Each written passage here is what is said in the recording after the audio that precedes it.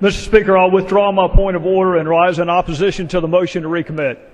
The reservation is withdrawn and the gentleman is recognized for 5 minutes. Thank you, Mr. Speaker. I want to talk for just a moment as colleagues, not as Republicans or Democrats, not as members of the majority or the minority, but colleagues who are blessed to serve in the United States House of Representatives, the People's House, with all the tradition, with all the history, with all the laws that have been passed, with all the lives that have been impacted. I want us to talk as colleagues because our foundational document gave us, as the House, unique powers and responsibilities. We run every 2 years because they intended for us to be closest to the people. The President was given different duties and powers. The President was given the duty to take care that the laws be faithfully executed. So my question, Mr. Speaker, is what does that mean to you?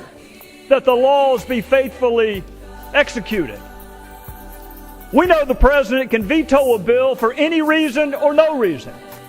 We know the President can refuse to defend the constitutionality of a statute, even one that he signs into law. We know the President can issue pardons for violations of the very laws that we pass.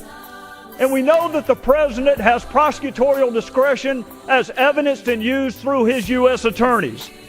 Mr. Speaker, that is a lot of power. What are we to do when that amount of power is not enough?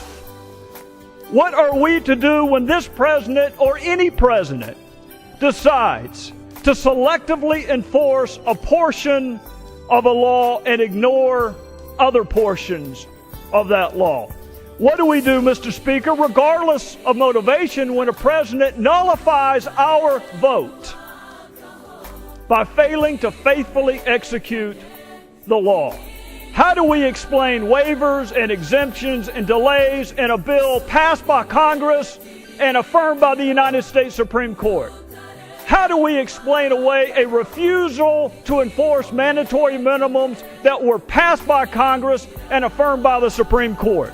And why pursue, Mr. Speaker, immigration reform if presidents can turn off the very provisions that we passed? You know, in the oath that brand new citizens take, it contains 6 different references to the law. If it's good enough for us to ask brand new citizens to affirm their devotion to the law, is it too much to ask that the president do the same? If a president can change some laws, can he change all laws? Can he change election laws? Can he change discrimination laws? Are there any laws under your theory that he actually has to enforce? What is our recourse, Mr. Speaker? What is our remedy? Some would argue the framers gave us the power of the purse and the power of impeachment, but Mr. Speaker, those are punishments, those are not remedies. What is the remedy if we want the executive to enforce our work? This bill simply gives us standing when our votes are nullified. This bill allows us to petition the judicial branch for an order requiring the executive branch to faithfully execute the law. Mr. Speaker, we are not held in high public esteem right now.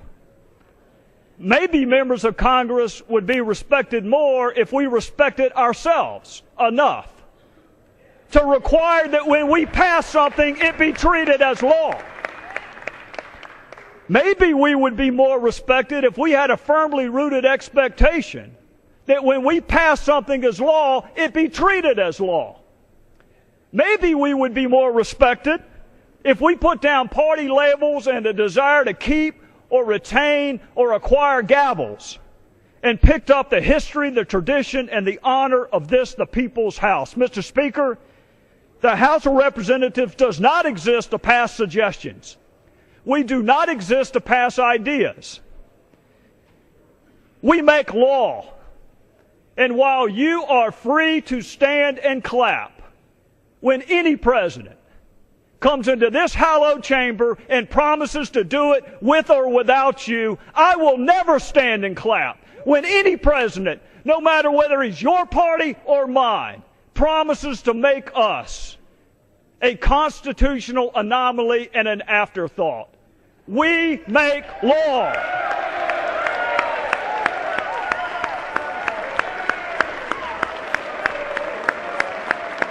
This is Sharon reporting from Political Storm. Thank you for subscribing to our channel and giving us a thumbs up. We really appreciate your support. Please feel free to leave us a comment and share this video with your friends. Thank you.